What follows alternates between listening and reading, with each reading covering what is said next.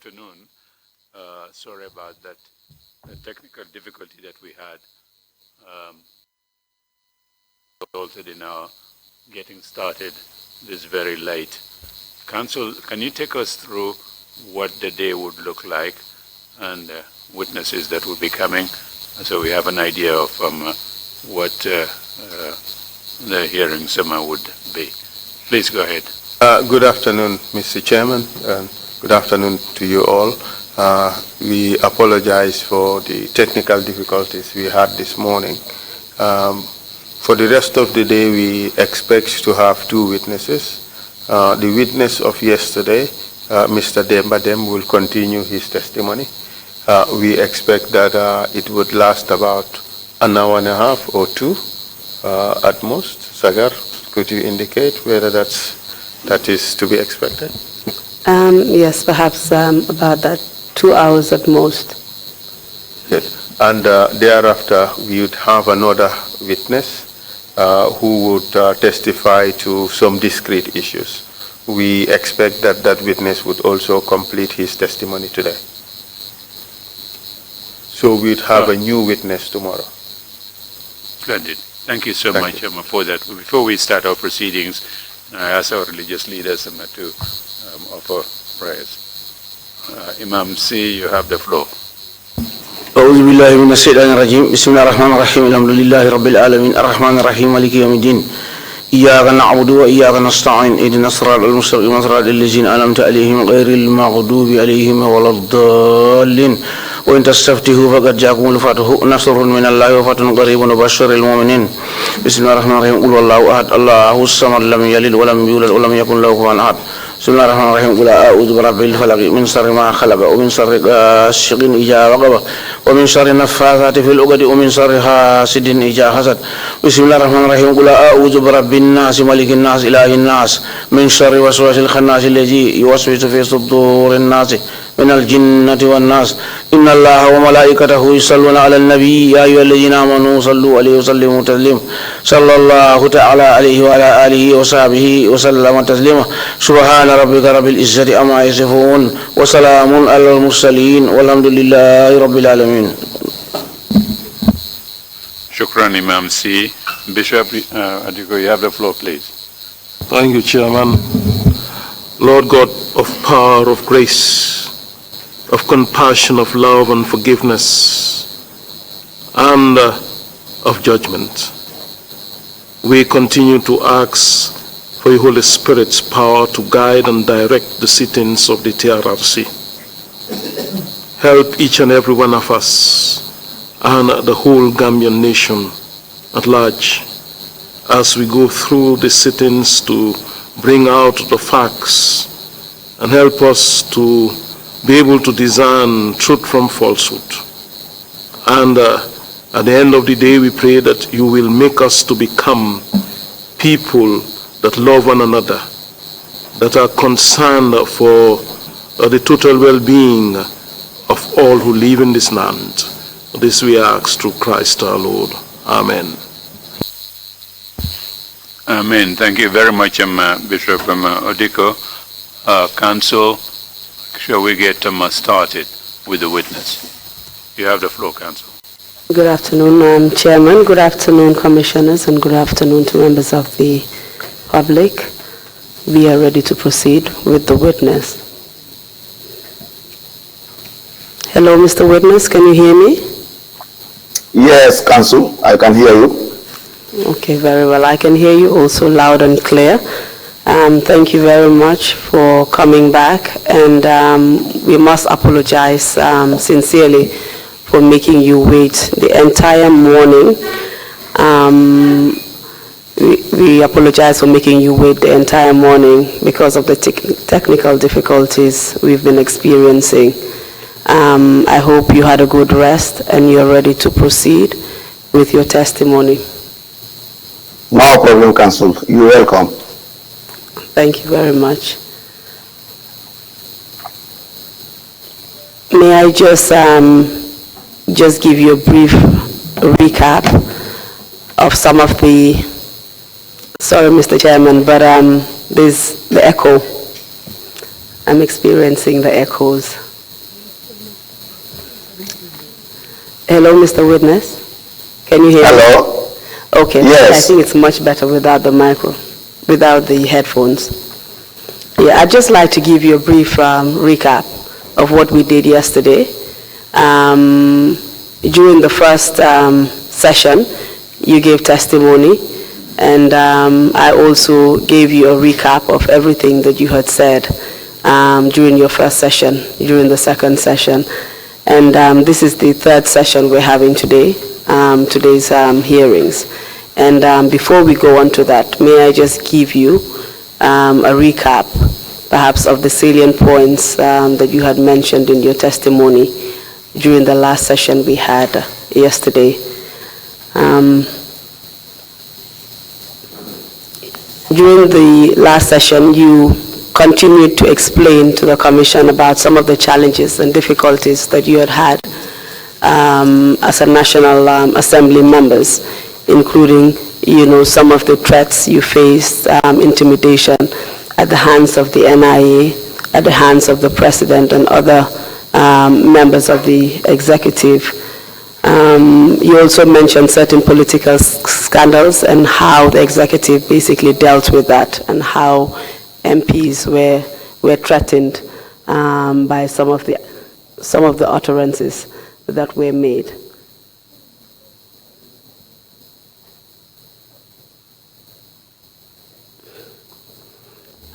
I believe you also started on the issue of the panel after you had been arrested and detained at the Mile 2 prisons. You explained the fact that you actually saw a lot of people, several people who had been detained at Mile 2 prisons. And prior to that as well, you had mentioned that you saw certain people who had been arrested and paraded on the TV. You mentioned several people whom I will not bother to go into now, but perhaps later we'll go back to them. You had mentioned the fact that they had actually been tortured, and you had seen visible marks on their bodies. You also mentioned the fact that you were detained at Mile 2 prisons, and when you went into the maximum security wing, number 5, you saw several people there as well, who you also mentioned were tortured, and you explained their condition. I hope that this is an accurate reflection of some of the things that you said yesterday. Exactly. Okay. I just want to, before we start, I just want to mention the fact that you're still bound by the affirmation that you made yesterday. Is that understood? Yeah, Council. Okay. You started giving us testimony about the panel. After you left Mile 2 prisons, you were taken to the NIA officer by those you refer to as the black boys. And when you got to the NIA premises, you mentioned that you were taken to the conference room, and there you faced a panel of investigators who actually interrogated you. So for the purposes of this hearing, can we just start from that point and then continue with your testimony from there? Okay. Yeah, so just simply explain to us how the room was set up, who was sitting where, and who the members of the panel were. Just give us the names and the descriptions of those people, their ranks or positions. That would be sufficient. Thank you. Thank you very much, Council. As I said, when I arrived at the panel, they were in a round form table, round conference table, organized in a round form table. So I was put in the middle of them, in the midst of them, and they were surrounding me. Yeah, in the interim, they will throw a question, then you turn and answer, then you throw another question, you face the individual and give answer. And the panel, some of the panelists, I can recognize them, were for the body. He worked with the NIA. Baba Saho also worked with the NIA. Sergeant Lamin Cham worked with the Gambia Police Force. Boto Keita also worked with the Gambia Police Force. Abdullah Kujabi, he worked with the NIA Deputy Director. You have also Alaji Martin was also seated. You have Lanton Bontamba. You have Usman Sonko, former Minister of Interior. Yes, so far these are the ones, and Momodu Haidara also was part of them. Yes, these were the one I can recognize, if I may, I don't forget. All right, thank you very much. You mentioned that when you went in, there was a round table. And around this round table, you mentioned several names that were seated on it, just like you did. Did you mention that there was a long bench where certain people were also seated? Can you just clarify that issue for us? You mentioned that there was a long bench facing the conference table, and there were certain people who were sitting on that long bench. Then you mentioned the round table and certain people who were sitting around the round table. And please tell us what your position was, where your position was inside the room. Where were you seated? I was in the middle of the room, surrounded by the investigators.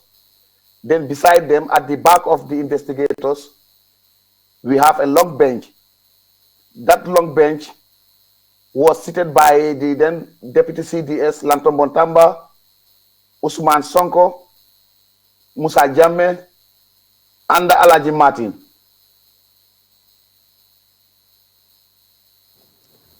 Can you tell us if who the people on the long bench were? Can you describe who they were, what positions they held? Alaji Martin was with the State Guard. Musa Jammeh was the close protection officer at the President Office. Lanton Bontamba was the Deputy CDS.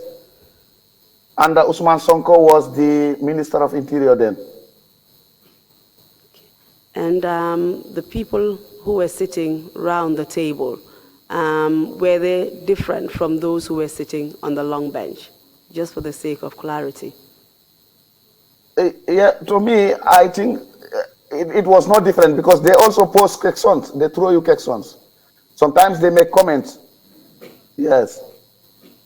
So the people who were sitting on the long bench were posing questions to you, as well as those who were around the table. Exactly. Okay. The ones on the long bench, you mentioned that, these were people who actually, had, senior positions in government compared to those who were on the panel. Is that correct? They were the heads of their department. Sorry, Mr. Witness, I didn't hear you. Right, that's right. Okay. Were they acting in a supervisory position over those who were on the panel, in your opinion? Yes, that was my opinion. They were acting on a supervising position. Okay. And you were sitting in the middle between the round table and the long bench? Yes.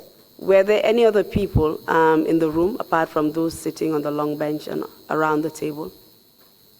Yes, we have some security escort. The guys who escorted us were sitting there with their arms. And were they part of the Black Boys, or were they part of other security units? No, they were part of the Black Boys.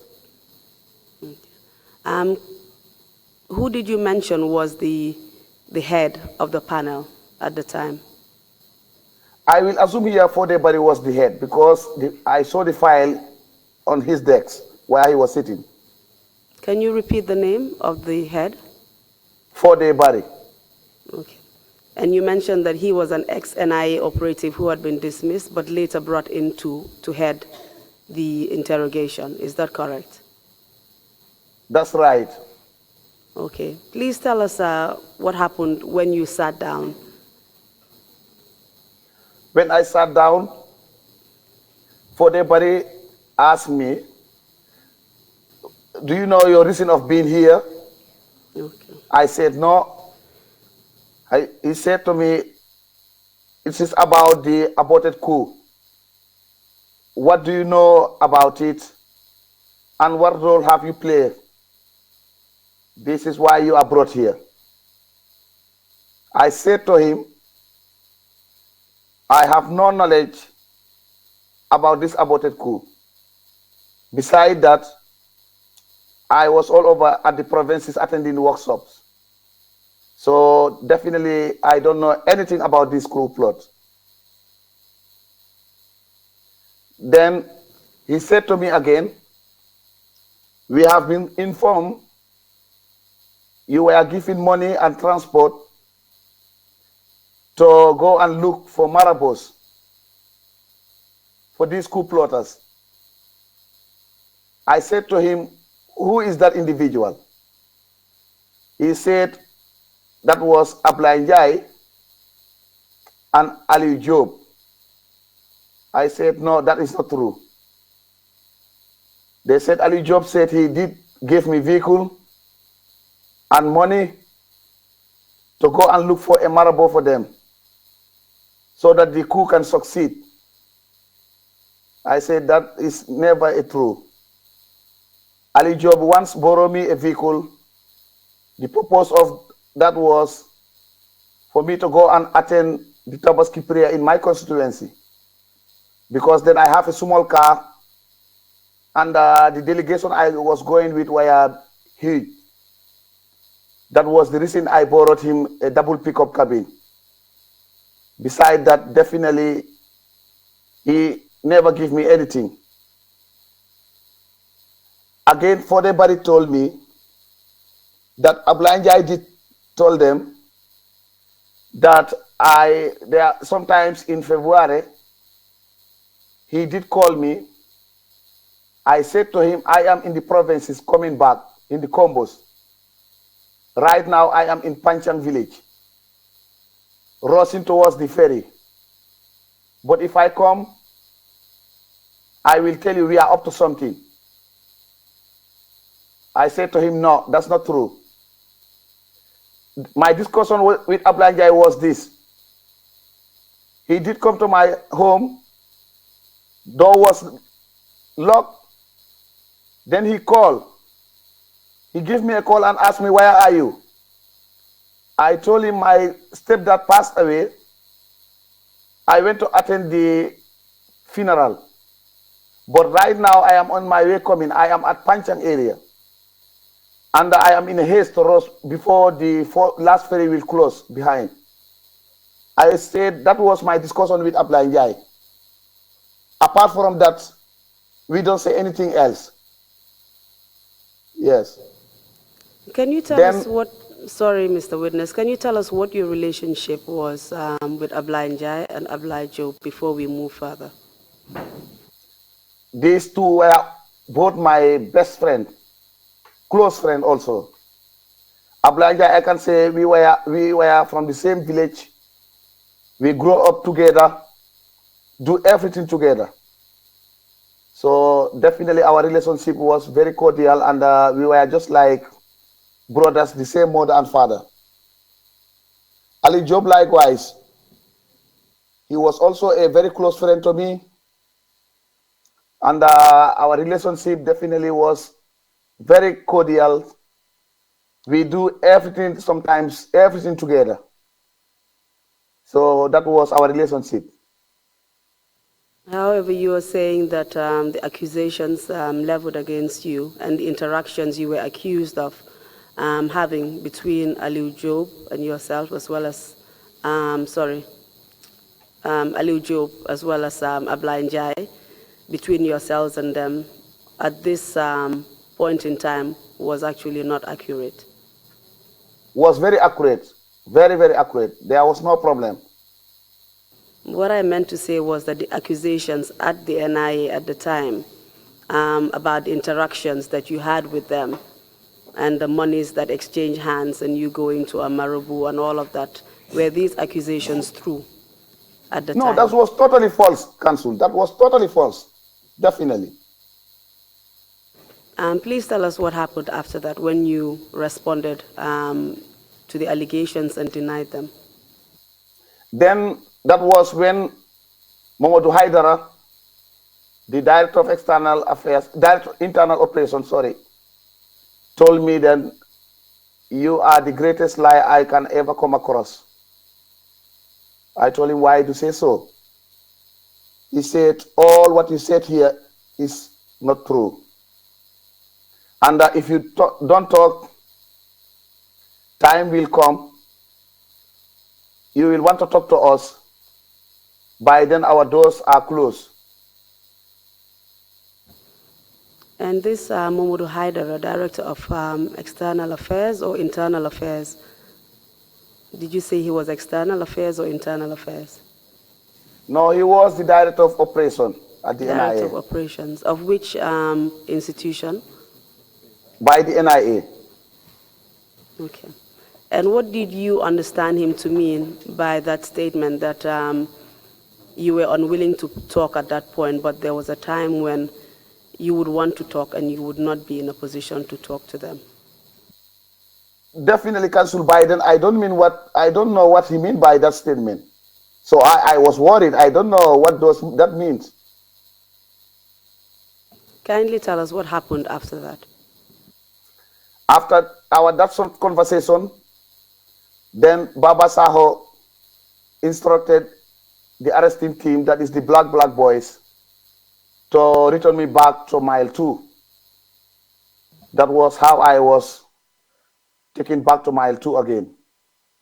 Mr. Witness, can we just go back to the interrogation? Whilst you were there, apart from speaking to Fode Barry, as well as Baba Saho and Momodu Haidara, did anything happen between yourself and any other member of the panel, apart from those three? Did anything happen to you? Yeah, yes, something happened. Tell us? Anyway, when I denied the allegation against Abla Njai, that was the time they brought Abla Njai outside. Abla Njai was in a cell inside the conference room, a small room. He was locked there. They brought him out with a handcuff. His face was swollen. His mouth was bleeding. They told him, what you said to us, say it again. That was how Abla Njai confirmed, yes, what he said is true. I said, no, that was never true. Then we were trying to push and pull there. That was how they returned him back to the cell. Yes, Mr. Witness, you said when they brought Abla Njai out, he was bleeding. Do you know how he sustained the injuries that he sustained? He was seriously tortured because Abla Njai was arrested a day before my arrest. So he slept at the NIA. I think during that day, they dealt with him mercilessly because the way I saw him, definitely that means he was dealt with. Because the mouth was bleeding, the face was swollen, he was under handcuffed, his shirt all were torn off. This is how I saw him. And you said he actually confirmed the accusations against you and accused you of being part of the coup plot. Is that correct? Yes, that's what he said. You have denied these allegations, Mr. Witness. Can you tell us why, in your opinion, Abla Njai would say these things against you if it wasn't true? No, Abla Njai have to say that because if he don't say that, he might be tortured to death. Because they beat him very seriously. This is what he told me. He said, boy, you know, if I don't say that, they would have killed me. Because what I have encountered last night was very, very terrible. This is what he told me. And when did he say these things to you? When we were taken back together to Mile 2. He was detained with you at the maximum security wing number 5, is that correct? Exactly. And you're also saying that the only reason why he made these untrue allegations against you was because he was tortured and forced to say so. Definitely. He was under duress. You mentioned different people who sat on the long bench supervising the panel members. You mentioned Alaji Martin, Usman Sonko, amongst others. Did anything happen between yourself and any member of that long bench?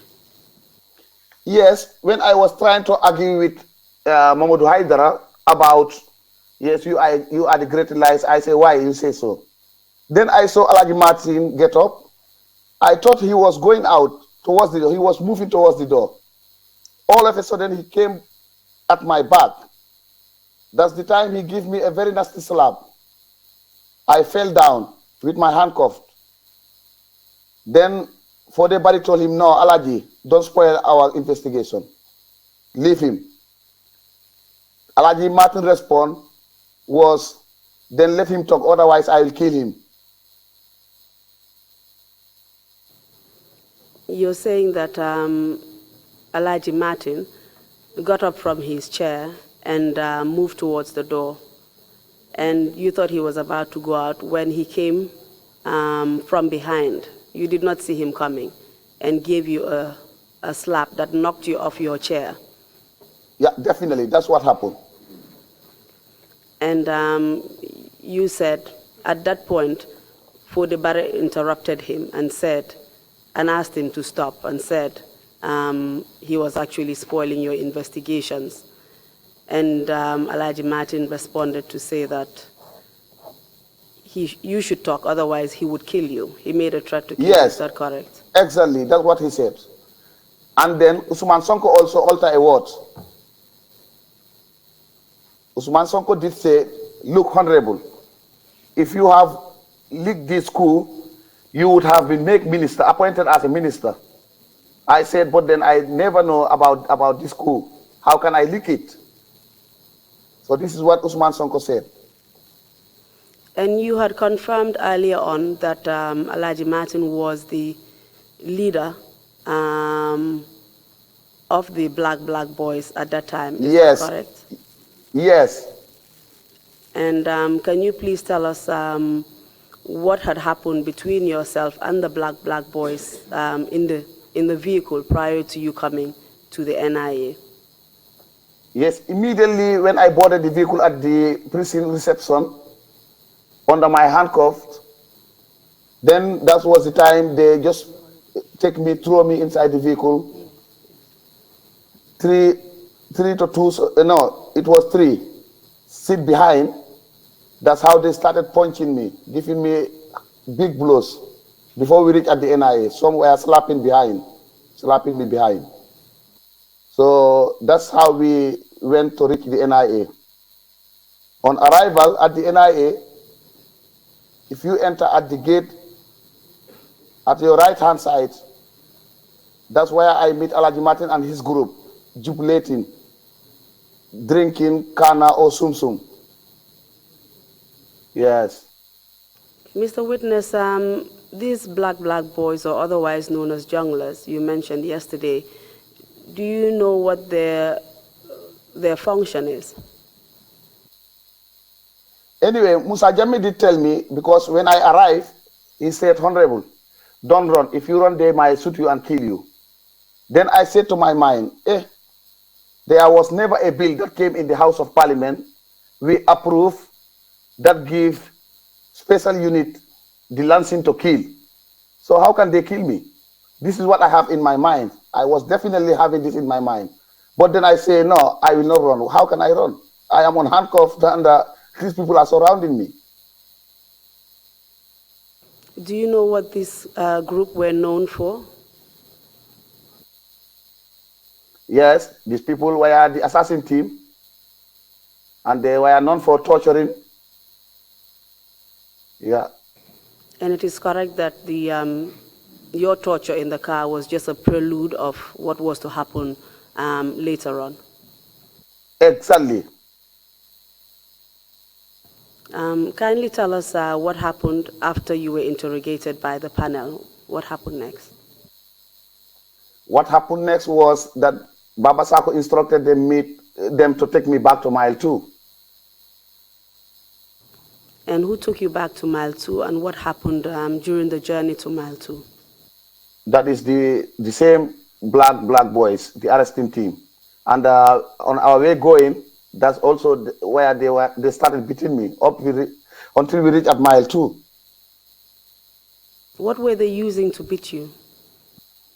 They have this black plastic, yes, black plastic, is it pipe.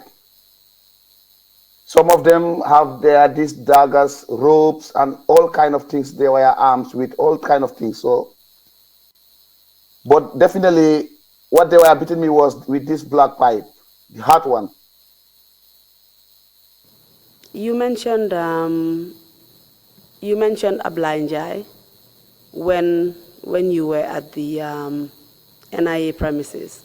He was the close friend of yours who was brought out and bleeding and had been tortured, and he made false allegations against you, which you said was because he was actually forced to do so after being tortured. Did you go back with him on that day? We went back in the same car to the NIA, back to the prison, sorry. Sorry, did you say he went back with you? Yes. Did he go back with you in the same vehicle? In the same car, yeah.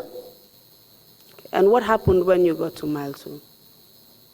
When we got to mile 2, each was thrown in a cell and locked up there. And this was when he explained to you that he had been tortured prior to him being brought out at the interrogation room at NIA. Is that correct? Yes. I did ask him, because I said, boy, why should you do this? Why should you say so? He said, if I don't say it, they will kill me. Tell us what happened next after that. Yes, this was on the second day, on the 29th of March, around 11 p.m. Again, this team of torturers came to collect me from mile 2 and asked me that I am wanted at the NIA again. Is it the same team of black boys? Yes, that is the same team of black boys comprised of Tumbul Tamba. This time Tumbul Tamba was part of them, was the head. Who was Tumbul Tamba? Tumbul Tamba was also a state guard officer attached with the state guard personnel at the president office. And he was part of the black boys? Yes. At this point, did he appear, what position did he appear to have within the black boys?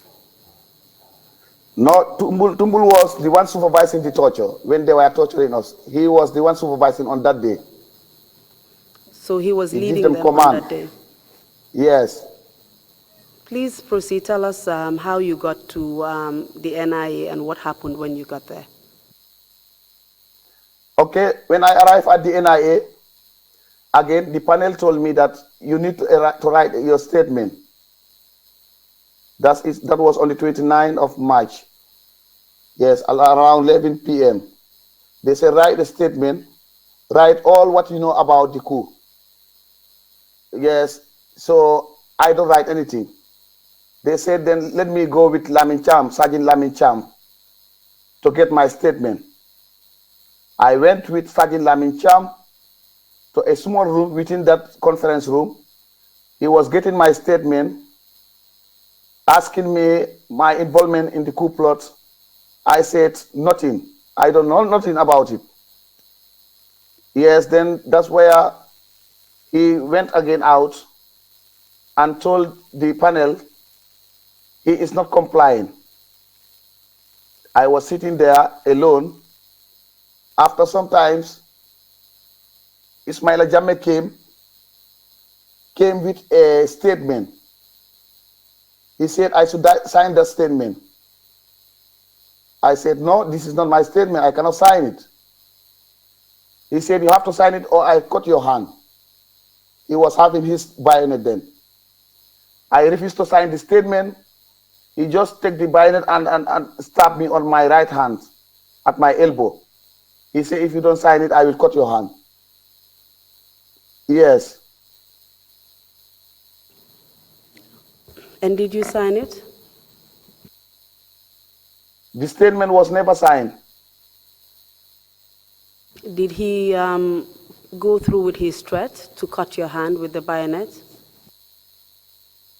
Yes, that was the time they hand me over with the junglers, the black boys. They said, let me go downstairs. I went downstairs. I was handcuffed, made to kneel down on the concrete floor. My head was covered with a black plastic bag, and a very cool bucket of water was poured on my body all over. Then they started beating me. The beating went to an interval of about 30 minutes because they will beat and stop and start questioning again. So this is how things went there. Can you tell us where you were taken to within the premises of the NIA? Please describe the exact location. Yes, this was behind an old building near to Bombadinka. But within that area, you have flowers all over. And inside, you have a concrete floor, a round concrete floor. That's where they said, Natok Turu. It's a nickname, Natok Turu. Tell him to tell the truth. That is Natok Turu, they call the place.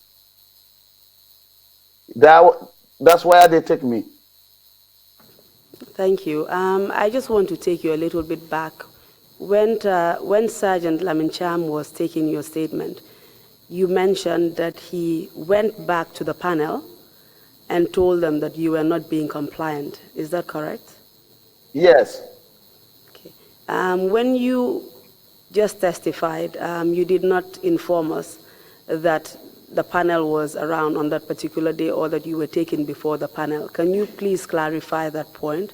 Were you taken there, or do you know whether the panel was present on that day at the NIA premises? Yes, I was taken up at the panel upstairs. The panel were there throughout the investigation. And can you tell us what your interactions was with the panel on that day? Was not friendly. Did they interrogate you again? Yes, they did interrogate me. I refused to talk. That's the time they hand me over to the junglers downstairs.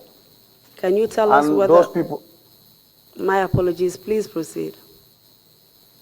That's the time the junglers started dealing with me downstairs. They beat for a period of 30 minutes. They took me upstairs again, said, go and tell them what you know about this school. Otherwise, you will come back here again. Can you just confirm who was present this time around? Was it the same group of people you mentioned the first night at the NIA, or was there any difference in the membership of the panel and those who were also on the long bench? No, it was a different sister forces because I can recognize they are the police, the NIA, and personnel of the Gambia National Army. They were mixed up there. What about the people that were there previously? Were they still there? Was Fode Barry still there? Was he leading the panel? Yes, these all were NIA officers leading the panel, yeah. What about Lang Tombong Tamba? Was he present? Yes. Momodu Haidara? Was present, yeah. Alaji Martin? Was present. Usman Sonko? Was present. Yes, so my question is whether the same people from the previous day were present on the second day. Can you confirm this to us? For this first day, I saw them, but the second day, I saw only Tumbul Tamba. But the first day, when Alaji Martin was slapping me, they were both sitting there.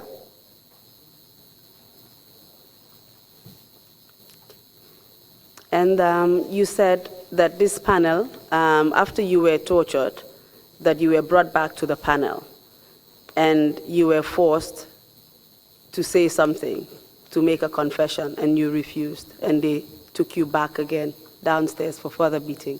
Is that correct? Yes. So it is correct that at all times, the panel in its entirety and individual members of the panel knew that you were actually being tortured by the black boys? Oh, yes, obviously, yes, yes. Please tell us, give us more details about how you were actually tortured, what was used, and who actually tortured you. You mentioned that Tumbul Tamba was actually leading the torturing, but did you recognize any individual members of the junglers who actually tortured you and what they did to you?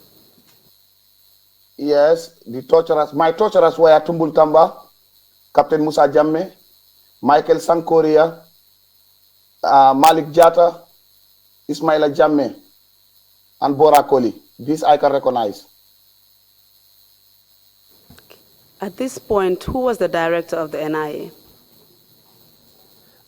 There was a power vacuum at the NIA by then because Daba Marena was the director of NIA and Daba was arrested. So now there was a big infighting between Hari Sambu, Mamadou Haidara, and the other people. Each of them was trying to be recommended as director, coming to be director. But you mentioned that Mamadou Haidara was actually on the panel of interrogators. Is Yes. that correct? Yes. Was Hari Sambu there? No, I don't see him. Okay. And where was Daba Marena at this point? You mentioned that he was arrested. Do you know if he was detained, and if so, where? At mile 2. Do you know where he was detained at mile 2? Daba was at the maximum security cell number 5. When you enter maximum security number 5, the first row, first, second cell, he was there. And that was where you were being detained, is that correct? Exactly. Did you have any interactions with him whilst you were being detained at the maximum security wing number 5? Anyway, I think by then he was unconscious because I did talk to him, but he never listened. He never answered to me. He was just looking the ceiling upstairs. He don't even listen to me, look at me. What condition did he appear to be in when you saw him? Was also tortured seriously.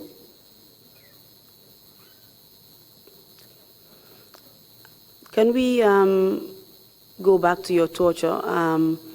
I had previously asked you just to give us further explanations about your actual torture and who did what to you and what they did to you.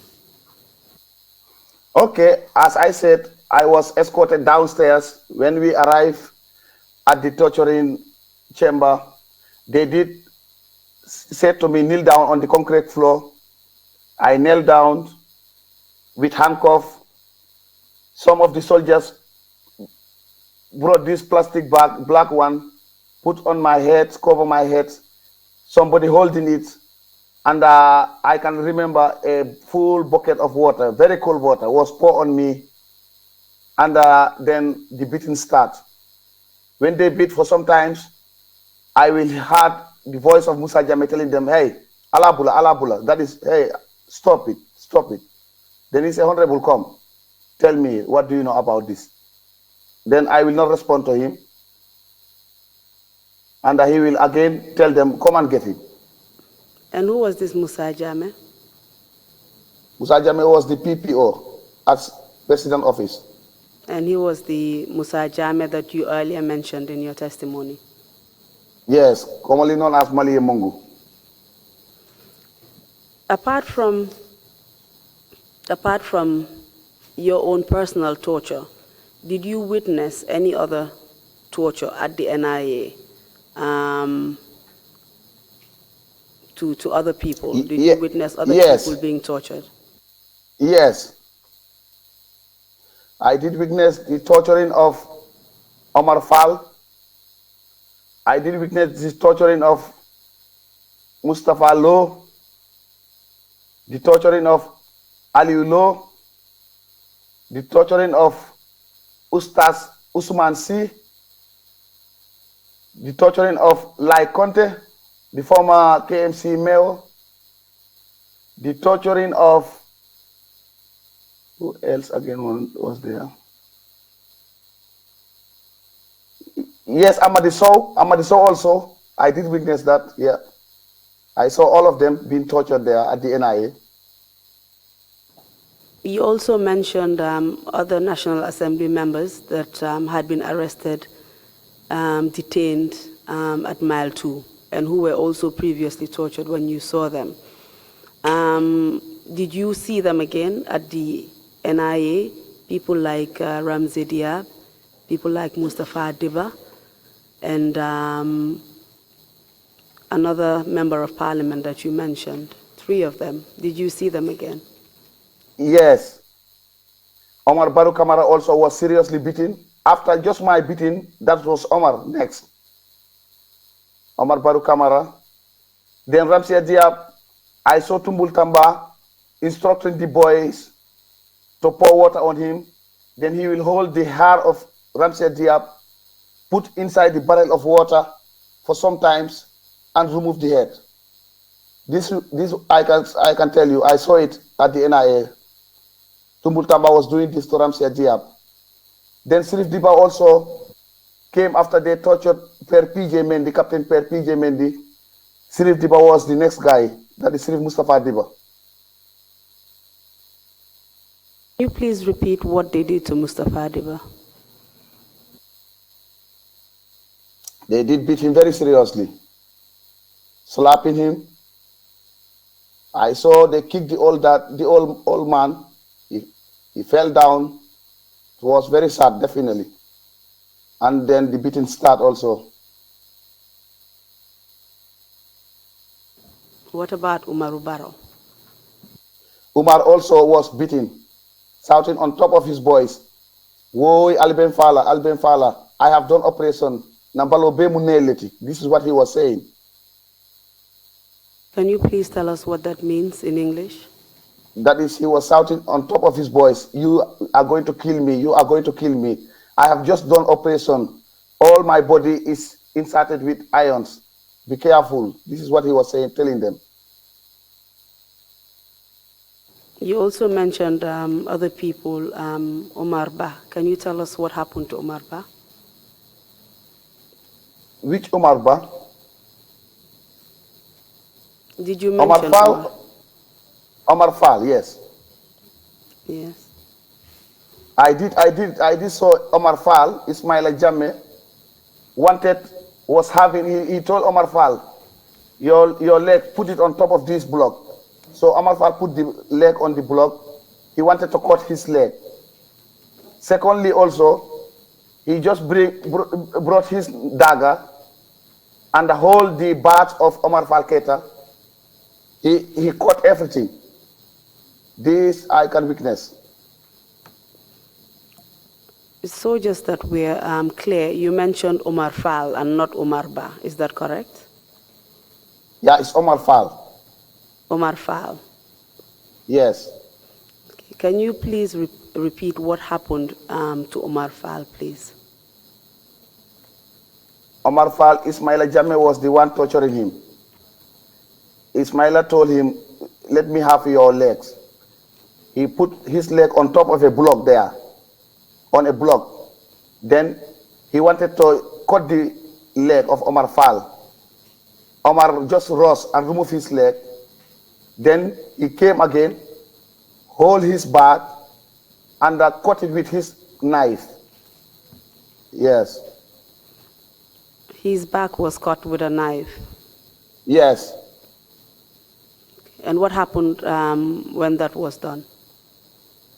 Yes, he was taken upstairs to the panel to go and explain what he have done during the coup plot. What about Mustafa Low and Aliu Low? What happened to them? They were all beaten. I found Mustafa Low lying on the conference center. He was beaten until he flat. He was lying on the conference center. By then, he was already beaten. And that is where the panel was. Panel members, were they present when this happened? Exactly, yes. They were present. What about Usman C? Usman C also, they did beat him. That's Ustaz Omar C. Ustaz Usman C, yes. Usman C. My apologies. Yeah, Yes. Usman C. Yes. Lai Conte? Lai also all beaten. What about Amadi Sow? Amadi Sow, the same thing. Everybody was beaten. The only guys that I saw was not beaten was, sorry, I must make this rectification. I saw the present speaker there, but I don't see her beaten. And the present lawyer, Antuman Gay, also, I meet him there. But I don't see him beaten. Who was Antuman Gay? He is also a lawyer in the Gambia. And the present speaker, can you please give us the name, please? That is Mariam Dentin Jack. So both of these people were present at the NIA, but you did not see them being beaten? No. But then I saw them at the conference room on interrogation, definitely. Do you know if they had been detained at that point and where, if you do know? No, I don't know. I don't definitely know. I just saw them at the conference center. They're sitting on a chair waiting. And you can confirm that the torture of all the people that you've mentioned here today was done by the black boys? Is yes. that correct? Yes, I can confirm to that. And they were being led on that occasion by Tumbul Tamba? Yes, but then it's not only Tumbul Tamba. The torturers were groups. When this group come, they will torture and they go and bring another person. The other group also will come and torture you. There were many. Yeah, can you just tell us who else you remember or recognize apart from Tumbul Tamba? Malik Manga was part of them. Suleiman Baji. Suleiman Baji. Suleiman Baji.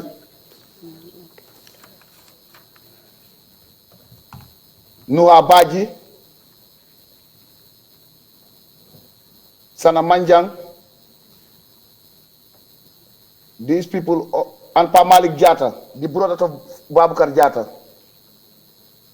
Pa Malik Jata. They were all part of it. Yes. Pa Malik Jata, yeah.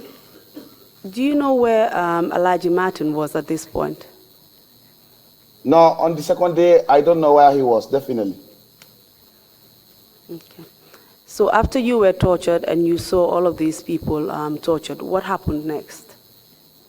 What happened next? We were all bundled in the cars and brought back to Mile 2 again.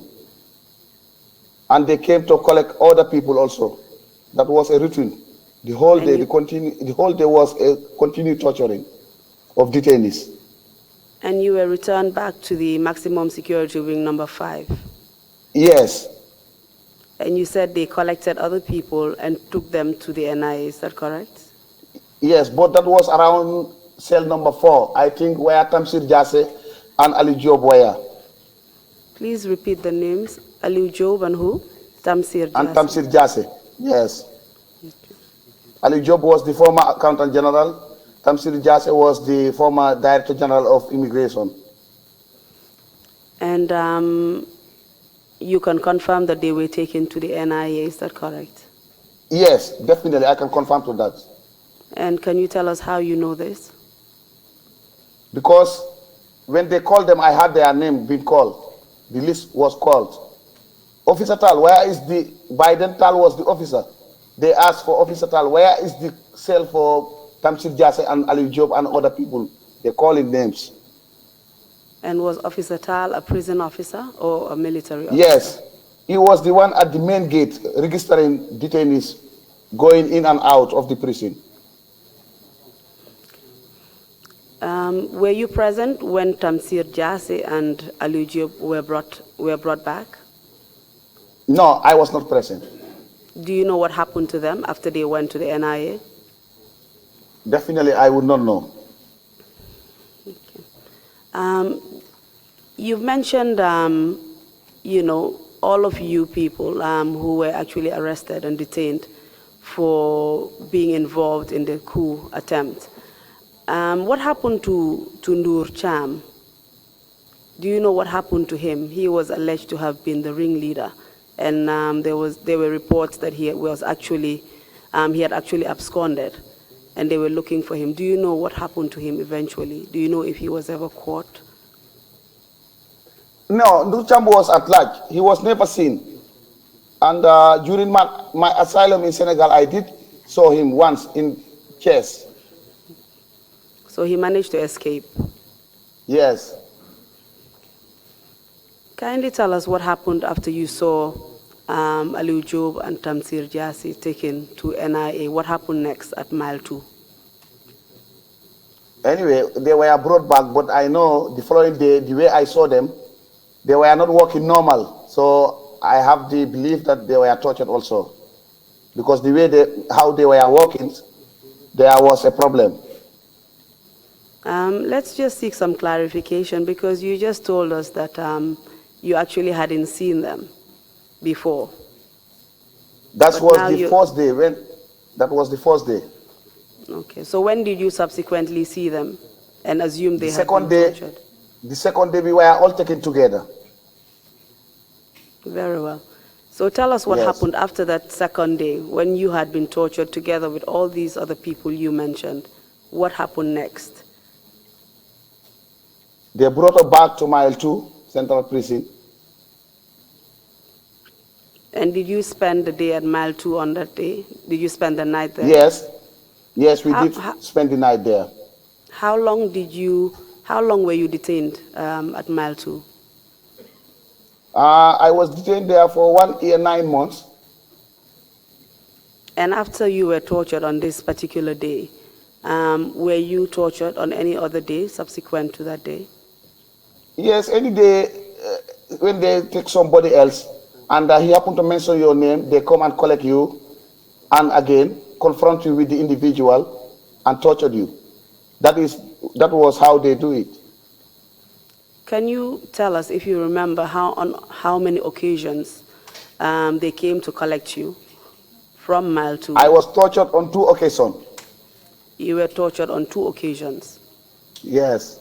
And is the first occasion you mentioned the occasion which you have just narrated to us in your testimony? Yes. Can we hear you clearly, Mr. Witness? Was that the first occasion you were tortured? Yes, I said yes. Okay. Can you tell us the other occasion that you've mentioned? What happened on that particular occasion? No, the other occasion was about the statement I refused to sign. They collected me again, took me. Then they say, why should I not sign the statement? I say, it's not my statement. And again, the beating started. The beating started there. They said, I have to sign the statement. So definitely, the way I did it, I knew I was going to court and that this statement will be tendered. So I refused to put my normal signature. The signature in my ID card, I did another signature, forged signature. And during the trial, this is what saved me. And can you tell us what the time period was between the first torture and your second torture? It is always at late night, because the first one was 1:30 p.m. we were taken. The second one was 11. They collected us from Mile 2. Yes, my question was not the time of the torture, but the period of time between your first torture and your second torture. How many days passed or how many weeks passed? It was 1 day in between. It was 1 day in between, definitely. Okay. So you were tortured the first day, and then the next day you were taken and tortured again? Yes. All right. Apart from the detainees that you mentioned at Mile 2, prisons, maximum security wing number 5, who were detained with you. Whilst you were being detained there, did any other detainees subsequently join you? Yes, on the 6th of April, we saw Ablai Kujabi was brought, Fodebari was brought, Baba Saho, Kemo Fatajo, no, Kemo Balajo, sorry, and God Seka. These people were brought. And who were these people? These people also were part of the panel of the NIA investigators. That's why I confronted Fode Barry. Then Fode said to me, "Look, you people are not not supposed to be here. According to my recommendation, what I did was, you are supposed to go home. Lai Conte is supposed to go home. Ablai Njai was supposed to be released, and Uncle Diab and Honorable MC Cham. All you people, I recommended to the president you to be released. But when I took my file there, the president underlined your name. He said, no, you are not going. Dembade will not go. Ablai Njai will not go. And Hamadiso will not go. But the rest were released. Are you saying that the same panel of investigators that were investigating you and interrogating you also ended up at Mile 2 at the maximum security wing number 5, just like you? Yes, yes. And you're saying, can you tell us what the reason was? What was the reason behind their arrest and subsequent detention? The reason was this. Fodebari did told us, that when he put up recommendation that we should be removed, we should be released and be used as state witnesses, I think that does not go well with Musa Jammeh. Musa Jammeh went to the president and told him, you see, Fodebari and other people are sympathizing of these coup plotters. This is how Yahya Jammeh ordered their arrest.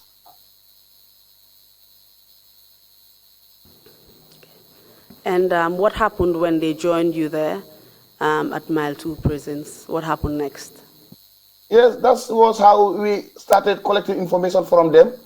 What happened during the interrogation? Why do you do this? Why do you do that? So some of them were confronted very seriously. As a result, some of them were moved to different cells because we cannot be with them at the same building. Then we were confronting them very seriously. Do you know what subsequently happened to Daba Marena? Oh yeah, Daba Marena was collected there at one night. Daba Marena, Lieutenant Ibulo, RSM Alpha Ba, and Lieutenant Aliu Sise. These people were collected there one night under the leadership of Tumbul Tamba towards the NIA headquarters. But since then, they were never come back. In the following morning, we heard that these people were being transported to Janjambure prison and they had an accident on their way.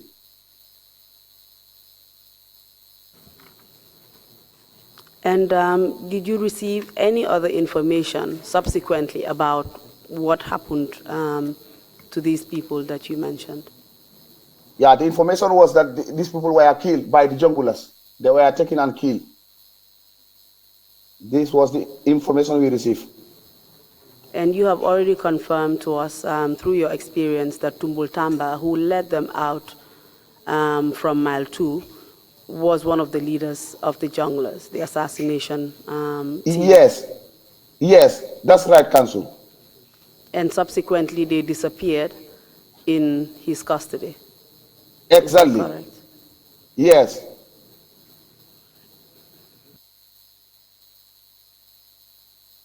Please tell us what happened next at Mile 2. Did anything of significance happen whilst you were detained? Were you ever charged with any particular offense and taken to court? Yes.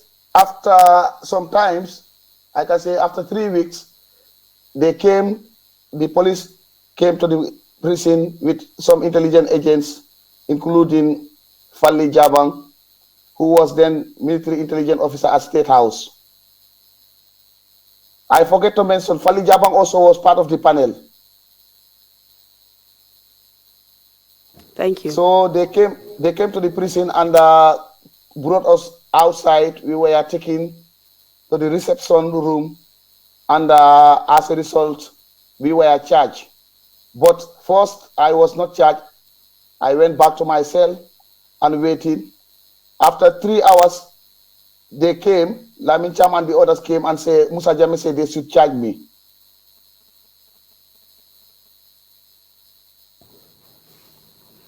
Can you give us the particulars of what you were charged with, what offense you were charged with?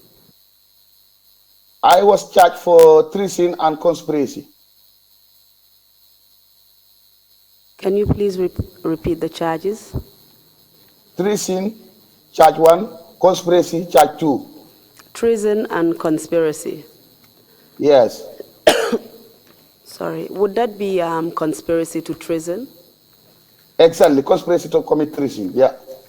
Okay, and were you charged with any other people?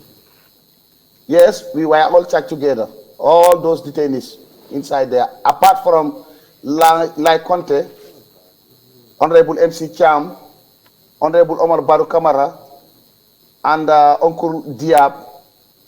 These people were released. And Honorable, yes, this Ramsey Diab, they were all released and we went home. Can you tell us how many of you were charged, and if possible, just repeat the names of those who were charged with you, if you can remember? Yes, in the side of the army, Can you write? I can say Captain Bunja Dabo, Captain Yaya Y.N. Dabo,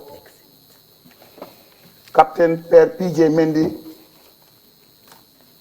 Captain Wasa Kamara, Second Lieutenant Farin Sanyang, Lance Corporal Sambaba, Corporal Babu Jangha, and Alaji Nying, Mot Aliuba, Second Lieutenant. These military officers were charged. In the civilian side, I myself was charged, Ali Job was charged, Omar Fall was charged,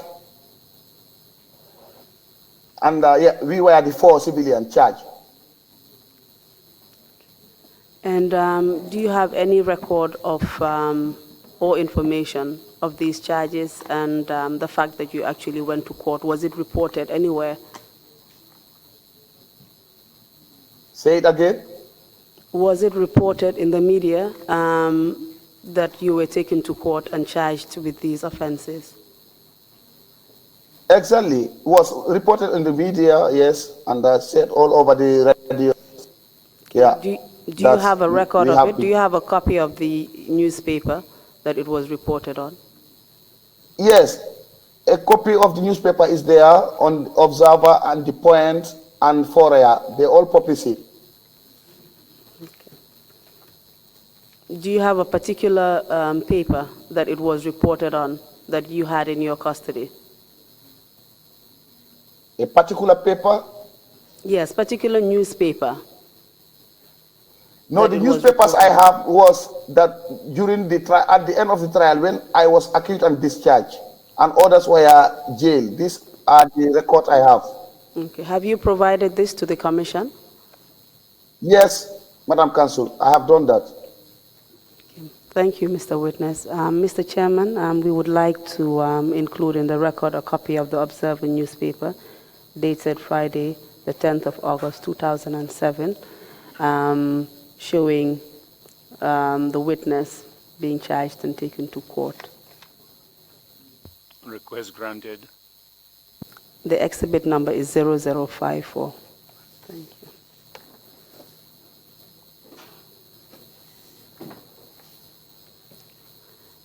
Kindly tell us what happened after you were charged and taken to court.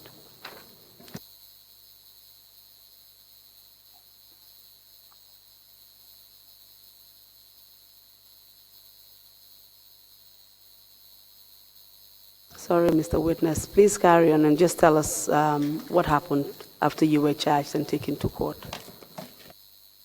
After we are charged and taken to court, both civilian and military, we were all taken to the High Court. In the interim, we were given a judge, that is Justice Ajim. And we all know the record of Justice Ajim with Yaya Jammeh. They were so close friends. When we heard of that, our lawyers tell us that, then we said, no, we protest, we say we are not going to be prosecuted by Justice Ajim. We prefer another judge. And we were taken back to prison, stay for some times, and they brought us again back. They said now what they're going to do, they will separate us with the military personnel. Military will go and face the General Court Martial, and we the civilian will be taken to the High Court. And we the civilian were given a Commonwealth Judge Court from Ghana. Do you remember the name of the judge? Yes, the name of the judge was Yebua. Justice Yebua. Yeah. And you mentioned that she was a Commonwealth judge. Exactly. And how did the trial go? What was the outcome? Yeah, the trial was very hectic. So many intermediations, so many irregularities happened during the trial. For 1 year, 9 months, we have been coming to court until the last day when when I was put in the witness box to testify, I said to the judge, this statement was not my statement. The statement was written by Ismaila Jammeh and forced me to sign it. So then the judge said, now what we're going to do, we are going to have trial within trial to look into how tangible the cautionary and voluntary statement were. He believed there was no rule of law followed. We were tortured and cautionary and voluntary statement taken from us. And what happened after the trial within a trial? What was the determination? Yes, trial within a trial, we all confessed that we were seriously tortured, maltreated. Yes, statements were not voluntarily obtained, and beside that, there was no independent witness. So all those things were said in the court. Then I said to the judge, the statement, this one was not written by myself, it was written by Musa Jammeh. And this signature is not my signature. Just look at my documents. The signature is in my document, and that of the statements are not the same. As a result, my lawyer Jobate, applied for a police handwriting signature expert. I was taken to the police headquarters. There is one handwriting expert police officer. Then when I arrived, he said, now he gave me a piece of paper. He said I should write as many as I can. The lazy frog jump over the dog, I don't know what and what. I should write 450 words. There he can determine whether this signature is mine. I did that. After 2 days, signatures was returned to the court. The police officer said the signature was not mine. So my signature was thrown away. It was not admitted. And my cert also, I tendered it as an evidence because during the beating, there was so many stains of blood in my cert. I said to the judge, this was due to torture. I saw in my hand also where they stabbed me with a knife. And the judge, we went during the trial within trial, the judge also admitted it as an evidence of torture. So this is what saved me. And at the end of the day, what happened to that statement that was challenged in the trial within a trial. What happened to it? It was thrown away. It was rejected by the judge. And your alleged confession was also not relied upon by the court, is that correct? Exactly. What eventually happened to the charges that were preferred against you?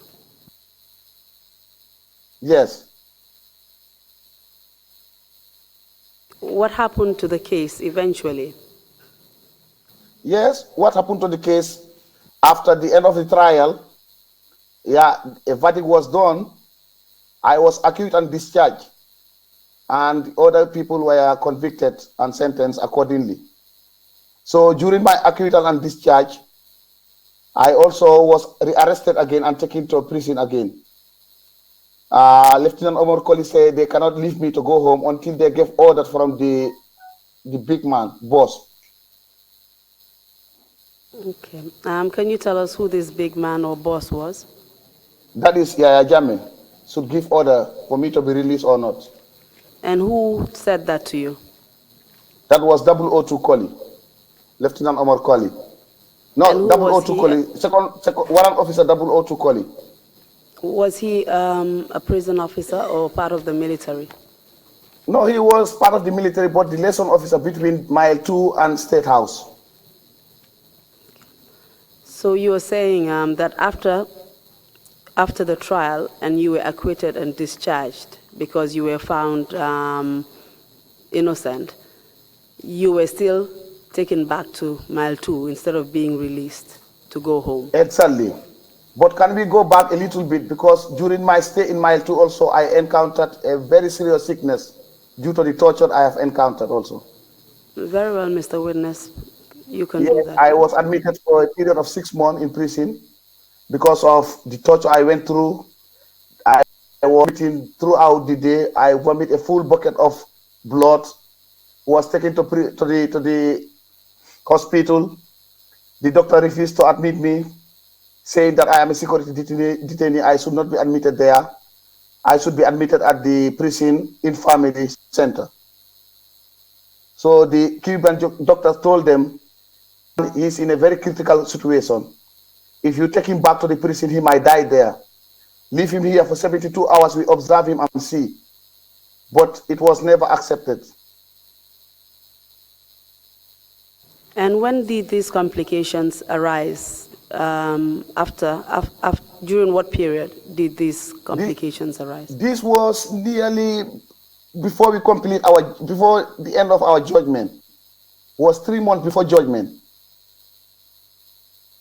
That's what delayed our court case, because we were jointly charged, and I was admitted in hospital. I cannot go on court. So the judge said if I am absent, then he cannot prosecute the others. They have to wait. That's what delayed us there. And after your torture at the NIA, what symptoms did you exhibit? What happened to you after that? Yes, as we speak now, due to the torture I have experienced at the NIA, I am right now handicapped. All my kidneys are not working. They are not good. And I need to go on a kidney transplant. Yes.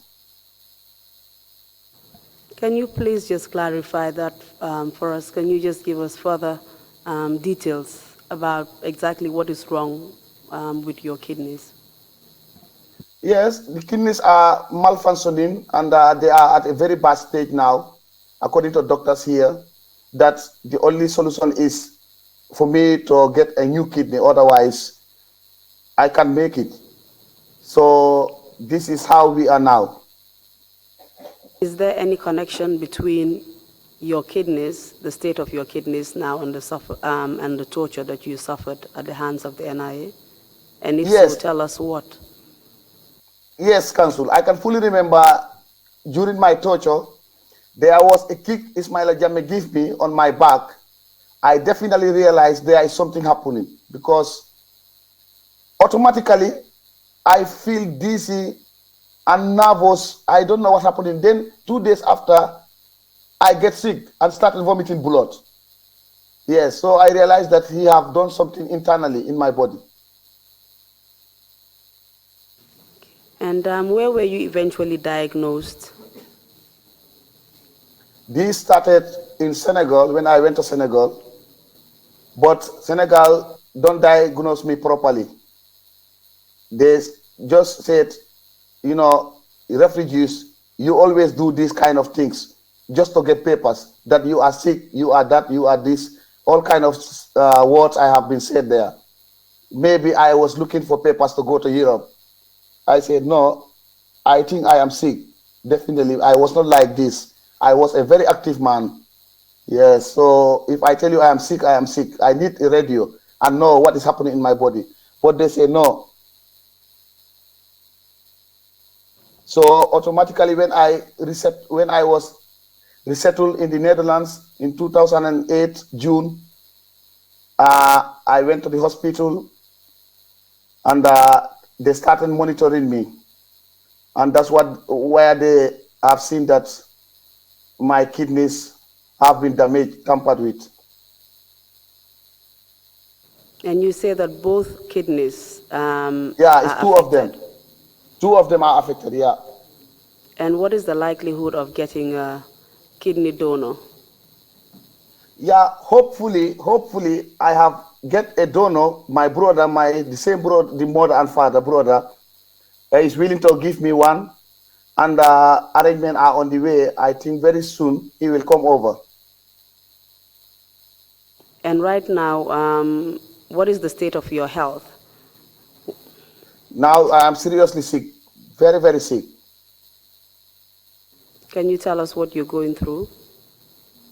Yes, I have to go to the hospital for dialysis. You know, your kidney, if they are not working, you go to the hospital, they draw blood from you. That's what you do. Otherwise, the kidneys, you know the responsibility of the kidney in the body. If they don't filter waste product, you cannot urinate, you cannot go to toilet, you cannot do anything. That is the purpose of the kidney. So this now is lacking. So I have to go to hospital. They do everything for me there.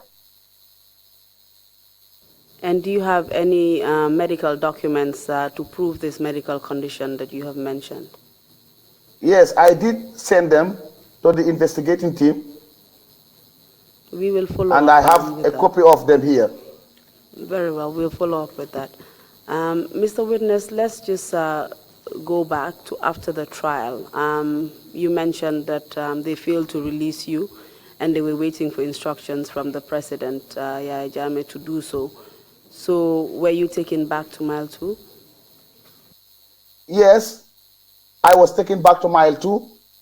I spent Mile 2 5 days.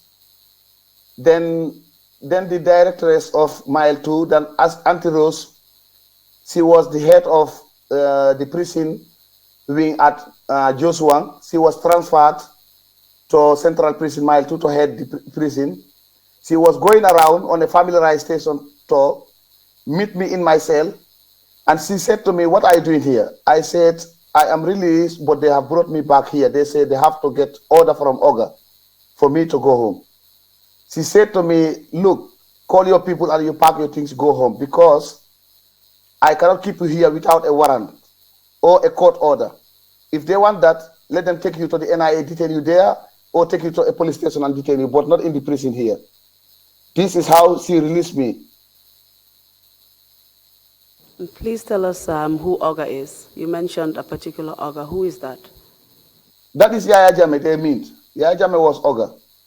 Okay, so you were eventually released from prison? Exactly, I was released eventually.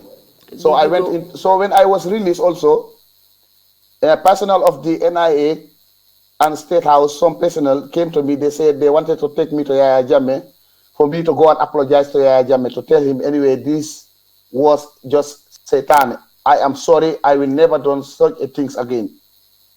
I said to them, but then I have not done nothing. Why should I apologize? They say, no, let's go. You do it. When you do it, he might reconsider you again for a position. I say, okay, now what we're going to do, I will go and contact my people. Then Monday, you people meet me at Talinding, at Cow Johnson, Latrikunda at Cow Johnson. I will wait you there. Then we go together to Kanilai. So inside the prison, Baba Job did tell me, Honorable, don't accept what they told you. Because why?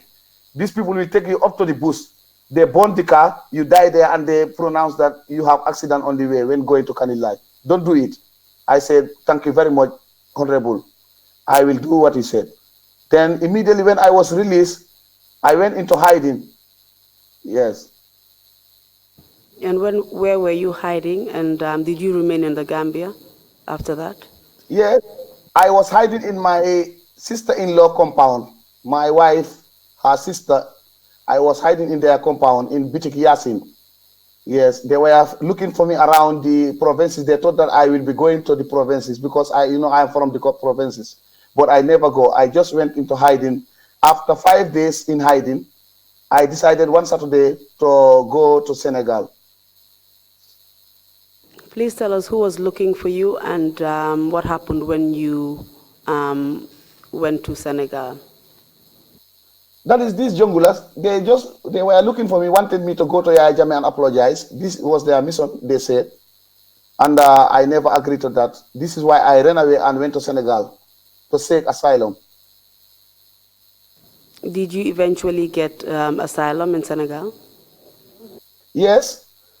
I did arrive in Senegal on the 14th of August with my sister-in-law, Jatubari. When we arrived, we went straight to the Red Cross Society in Senegal. They refer us to the Commissioner of the Refugee in Robos. They say there you should go and file an asylum, not at the Red Cross. So we went to Robos, then we find them closed, and now I have to find a place where to sleep. Yes, then we decided to go back to TRRC, where my sister also was, my sister-in-law was married. I decided to go to her and sleep there. Can you tell us whether you eventually got refugee status and whether you were given asylum? Yes, when I slept at my sister's-in-law compound the following day, she said to me, tomorrow you are going to the refugee center, but make sure that when going, don't go alone. Go with delegation so that it will be so important to them. I said, okay. So on our way going to the refugee center, as I passed by Ami Diouf Cole, by then Ami Diouf was in Senegal. He was working with the Media Foundation for West African Journalists. I also went with Demba Ali Jao, the then former Minister of Minister of Information. And I went with Dr. Siga Jan. She was then heading the ProPac and her husband. Yes, this is how we went there to the asylum center. Please confirm whether you got the refugee status in the end and you actually were granted asylum. Yes, at the end I was granted asylum in Senegal. I stayed there for some times. Then in 2008, when the Senegalese government was hosting the OIC, Musa Jammeh tried to sneak in and kidnap us. And it never happened to me, but it happened to Yaya Damfa. Then when the news reached us, we all rushed to the DIC office in Senegal. DIC means they are NIA. We explained our experience with these people. DIC confirmed to the border police in Karang whether was there any officers who sneaked in Senegal last night. They said yes, it was Musa Jammeh and his team. But what they told them was they are the advance party for the president because the president was supposed to come and attend the OIC meeting in Senegal. So that being the case, they have to come in advance and make preparation for the president. This is what happened. Can you just repeat the name you mentioned as being affected by these attempted kidnappings? That is Yaya Damfa.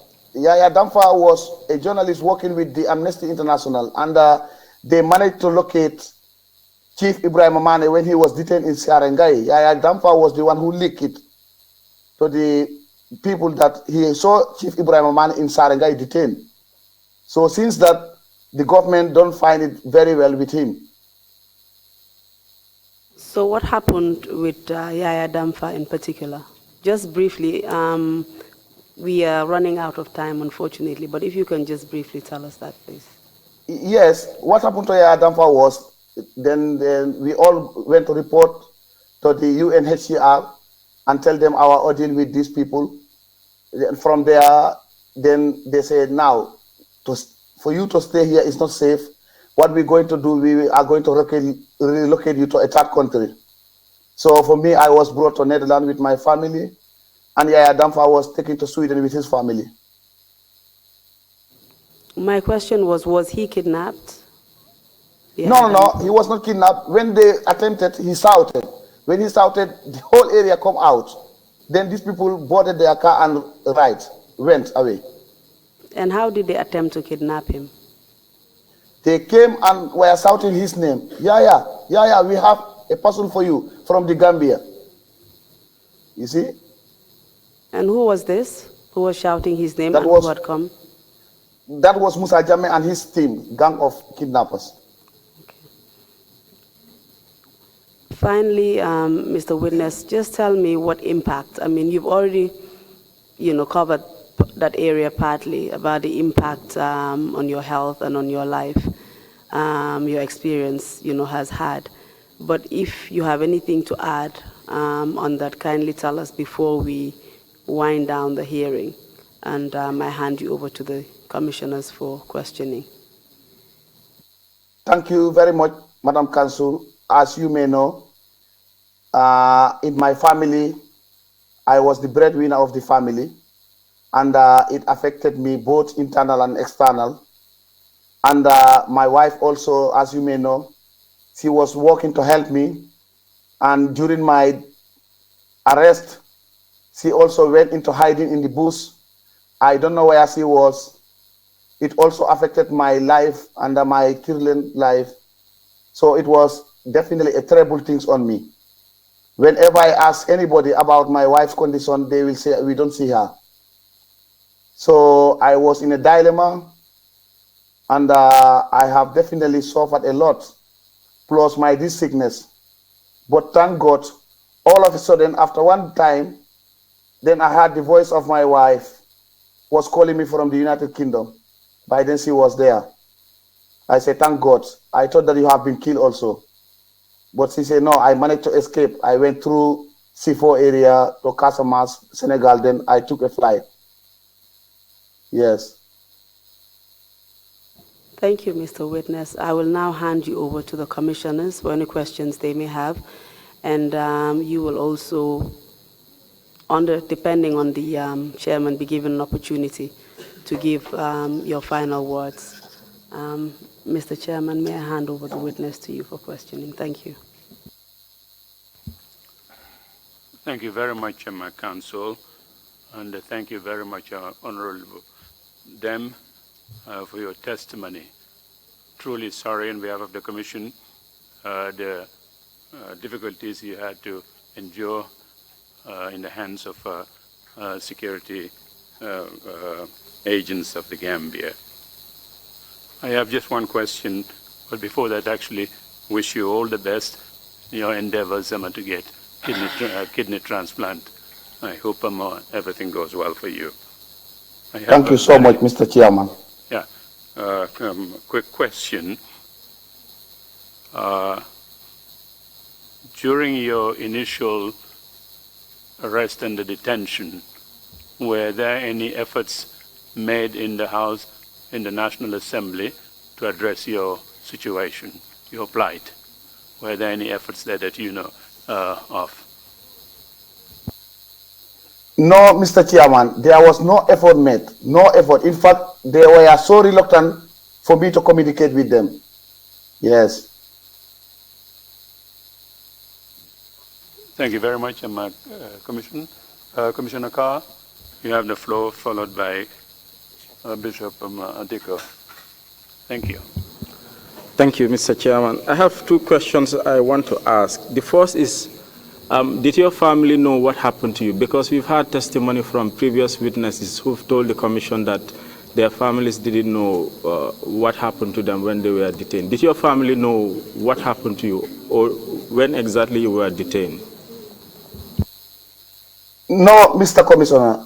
No family knows about my whereabouts because I was on the communicado. You don't communicate with lawyer, you don't communicate with your family.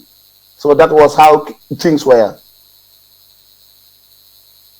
Thank you. The second question is, since you were elected by your constituents, what eventually happened to your seat?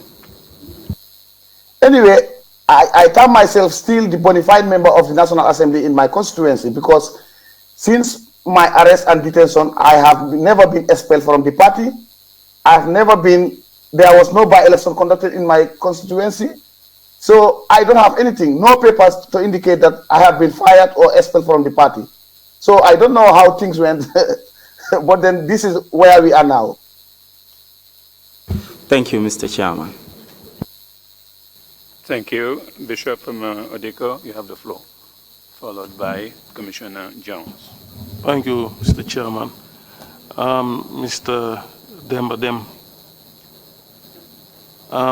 since the torture had seriously affected your health, how are you doing for survival in the Netherlands?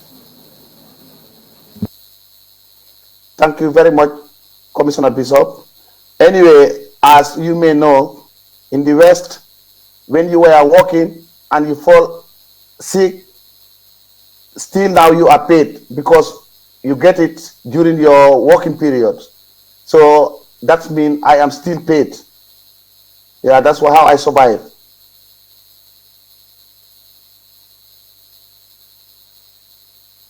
Thank you. Commissioner Jones, followed by Commissioner Bojang. Thank you, Chairman. Honorable Dem, I have a question. It's more of a clarification regarding the establishment or the creation of the junglers. There was a bit of a sound issue, so I couldn't hear you properly. But could you clarify, did you say that the National Assembly approved and gave license to the junglers to kill? Yes, thank you very much, Commissioner Jones. No, what I was saying, this was the time when Musa Jammeh told me, don't run. If you run, they will kill you because these people are launching to kill. I said in my mind, but then there was no bill came to the assembly that I'm aware of, which a particular section of the army have been launching to kill. This was in my mind. This is what I was anticipating throughout. How can they kill? How can they be launching to kill? Okay, thank you for the clarification. Thank you. Commissioner Bojang, you have the floor, please. Thank you, Chairman. Mr. Dem, you said you were hiding at your sister's compound at Bundu. How did you manage to escape for Dakar, Senegal? Yes, very good question. My sister hired a taxi for me. Yes, then I was lying inside the taxi, not allowing nobody to see me. Then my sister was in front. Then everybody see her will assume that she hired a taxi, but then I was lying behind. This is how we managed to go out of the Gambia. Thank you. Thank you. Commissioner Kinte, you have the floor. Honorable, I want some clarification here. You were saying both times that you were taken to NIA, it was at night. But when you're mentioning the time, you say 11 p.m., 1:30 p.m. Did you mean 1:30 a.m.? Yes, I suppose that should be a.m., 1:30 a.m. Yeah, that was a mistake. Thank you very much, Commissioner Kinte. Thank you very much, Honorable Dem. If you have any final remarks to make, please proceed now. Thank you very much, Mr. Chairman, for giving me the floor. I want to acknowledge the good work this Honorable Commission is doing and your team of experts like the councillors. Esa is doing a very good job. Horeja, Mariama, and all the others. Definitely, you are doing a very good job. And our hope are on you. I want to congratulate you for taking this responsibility. And I want to assure you that our support, we will give you our 100% support. And we will make sure that anything implemented or recommended by this commission will be implemented to the latter. We will definitely make sure that we make a follow-up about the recommendation that you are going to give into the government. Because a type of caliber like you people, I don't think that you will make any recommendation that will have effect on the people of the Gambia, especially Dr. Lamin Sise. I also want to extend my condolence to the demise of your colleague, Kofi Annan. But still now, we have our African Kofi Annan, that is you yourself. The experience you have and the work you have done for mankind, definitely we appreciate it. That is the reason why today we are enjoying this human right we have here over Western Europe. And to the investigators, I want to thank them, particularly Alaji. They have done definitely a marvelous job, and they are working in a very critical condition. So this all is patriotism. It's all towards having love for your country. So that being the case, I want to congratulate you so much. But allow me, Mr.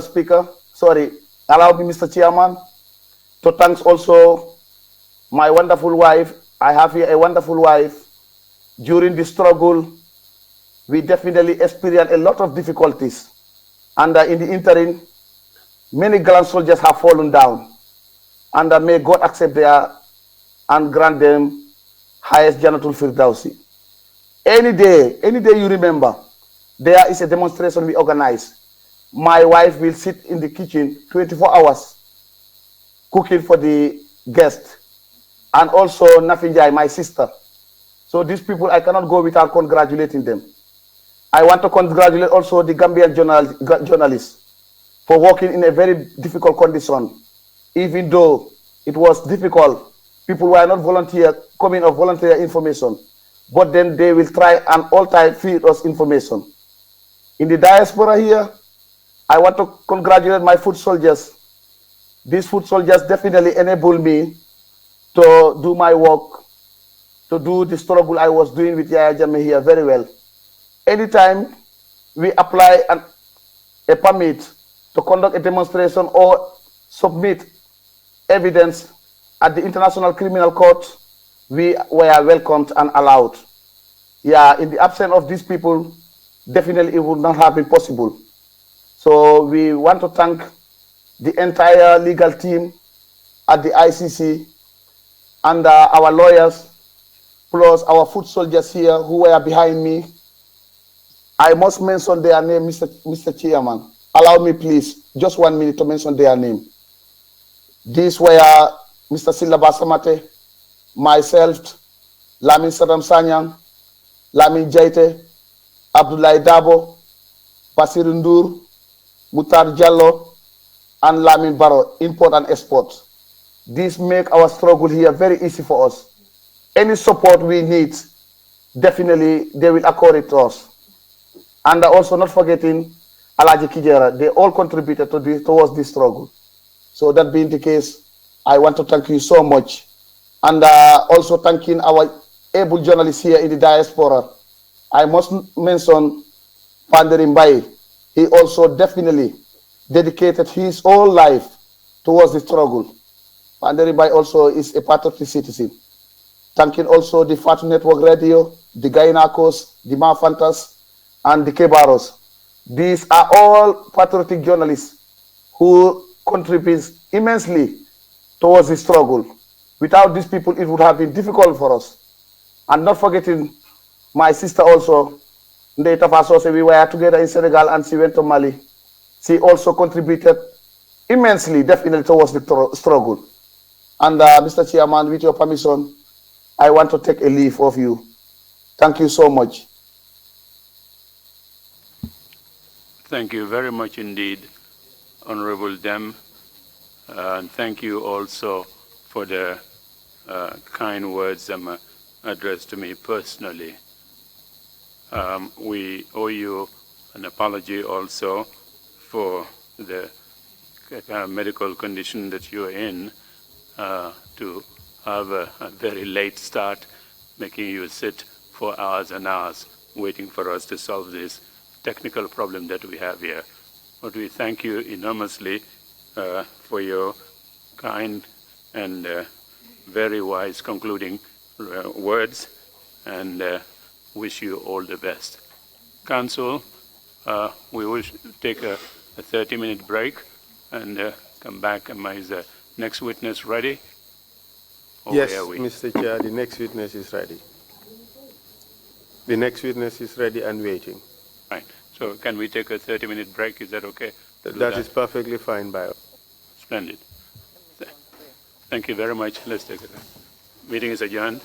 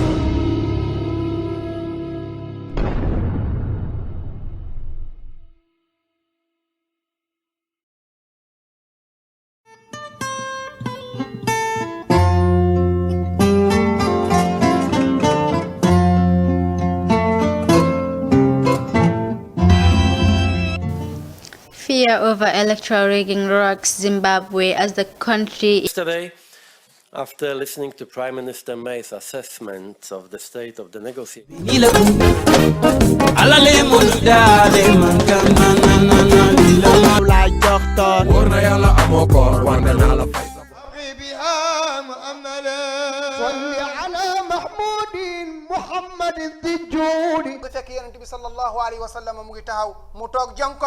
why it is our diocesan patron feast day is because the Cathedral of Our Lady of the Assumption is dedicated.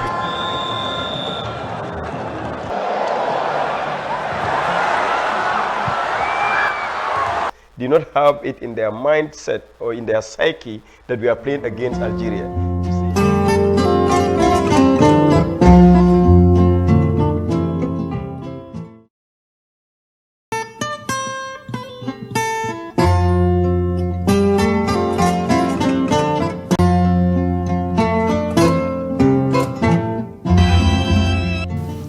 Fear over electoral rigging rocks Zimbabwe as the country. Yesterday, after listening to Prime Minister May's assessment of the state of the negotiations,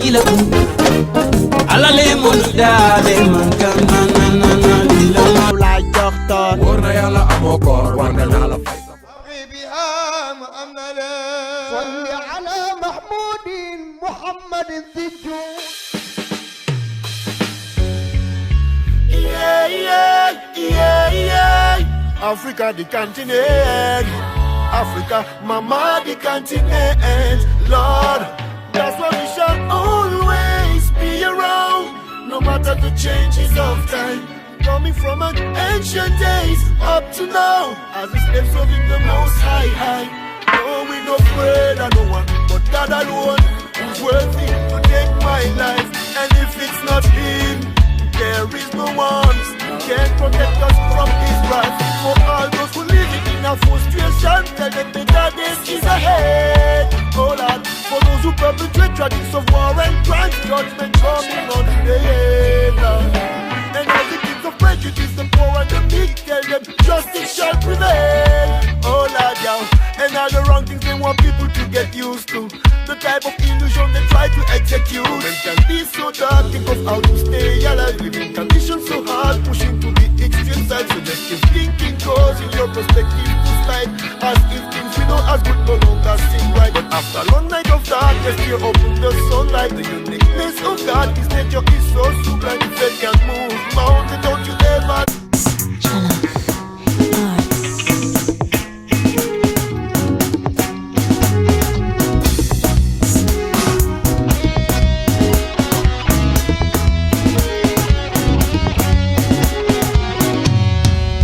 Good morning, Neoli Barana, Young Magazine Bombor, I'm ready for a good day.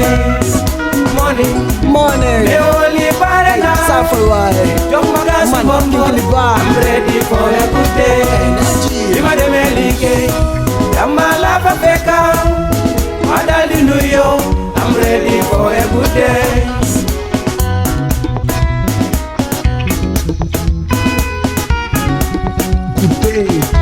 nit ku baax da nga war a am aajo amul sey na bu Fatima wala Sadio déglu wéy bi ñu wax nanu fa taajoo dal ko si sa TV wala sa rajo bu toppa sa xol bam lay dugal ci ay noono this world is beautiful bu fi nekk di tongo bay wa suba bu nangu kenn ku la sikka ndaxte du la jural dara lu dul rek si la coono whether in Africa or overseas when you hear this song man you know what it is nit ki da nga war a oyof bu nangu diis nuyu moom lu war la te loolu la ñu gis.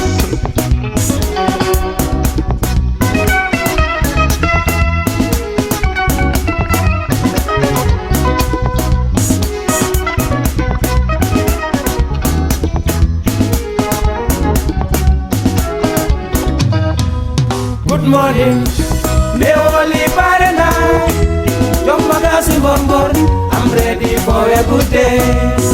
Morning, Neoli Barana, Young Magazine Bombor, I'm ready for a good day. Lima de Melike, Yamala Fafeka, Madali Nuyo, I'm ready for a good day. Morning, Achawai. Kinkiliba Nakasubasi Pas mi dambor today is a good day Salu macca da ben naaj di bidante Amina akara Fatma muro ñebe Mako jël ko jël bu gaaw ne ni sàcca bu ne riite Duga si dëkk bi xoolal nu ma sanse Ama fi work aw ma dara lu may diile En sama baay faal dina jamalante Na nga def jama rek na fi yombe xeme Dina door waar ba mel ni pol ak couscous Sere lak dem géej ma njaga ak pam waay Beautiful country with beautiful people Where the coast is smiling with beautiful sunshine Naaj bi tàng na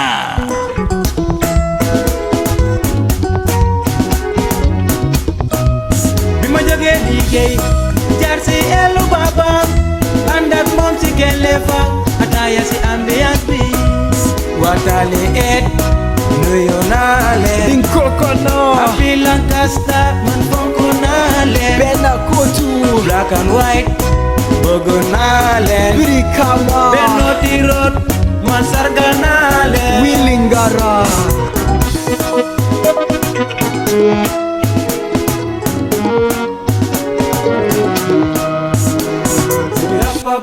Zibiri bira papa Mio Kanyinio Zibira papa Zibiri bira papa Mio Boy, jugal boy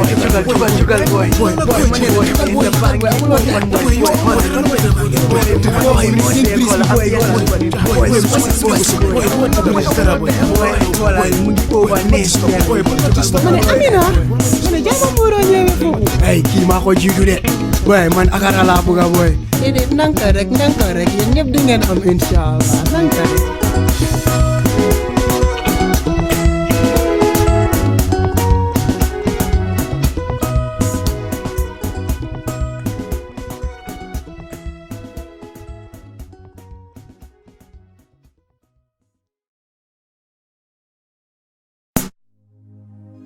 Beni la fen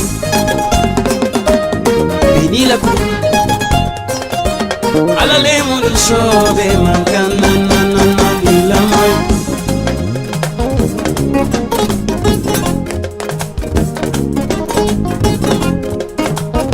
Beni la fen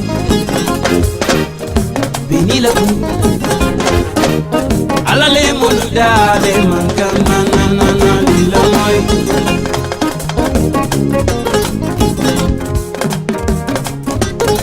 Allah alale sorpresa so ave mancam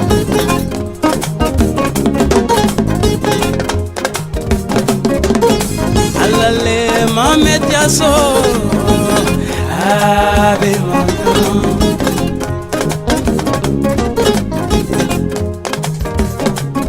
alale moluso be mancam alale moluso be mancam kadulu ki famatie kadulu ki fintandi bini la ven bini la alale moluda be mancam na na na na la moy bini la ven bini la alale moluso be mancam na na na na la moy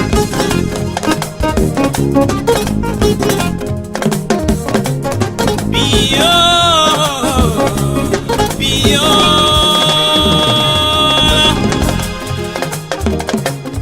bio na le famati bikaji bi fananga na jama kosa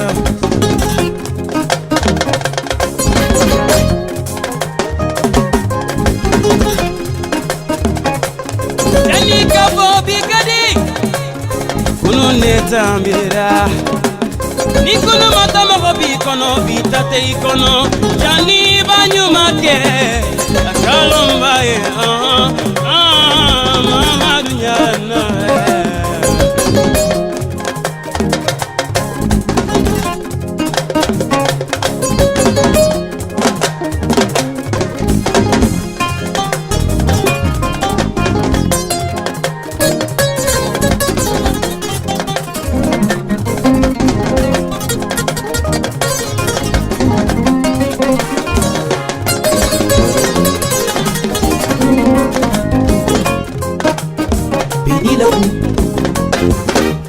alale moluso be mancam na na na na la moy bini la ven bini la alale moluda be mancam na na na na la moy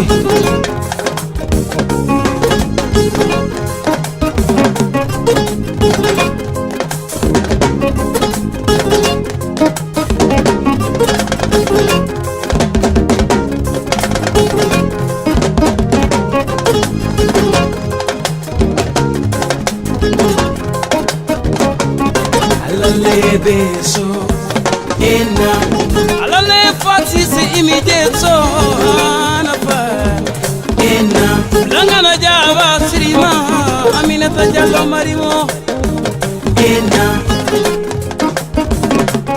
alale beso ena binila ben binila alale moluda be mancam na na na la moy bini la ven bini la alale moluso be mancam na na na la moy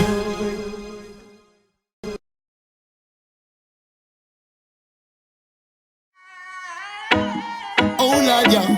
Oh Lord, Lord, must be spiritually grounded to face the world as we live on. Urujama and the one Caribbean. Keep it real, life is a journey. Wise men would always admit. Must be so grounded to face the day as we move on. This war not physical but spiritual one. Remember life full of a mystery. A life in spirit would admit. Yes. Mankind locked in a bandage, agony, shortage, rampage. Big ship in a Babylon stranded. Not easy to stand it. Jedi and I most wanted from me. I hope still me don't get grounded. Mountain get washed me to sun yet. Judge still sound I and I still one yeah. Judge still sound I and I grounded. Yeah. It's from the heart with a clean conscience. Spiritually grounded. Must have feel holy. Oh Lord, spiritually grounded. Yeah. Just remind yourself.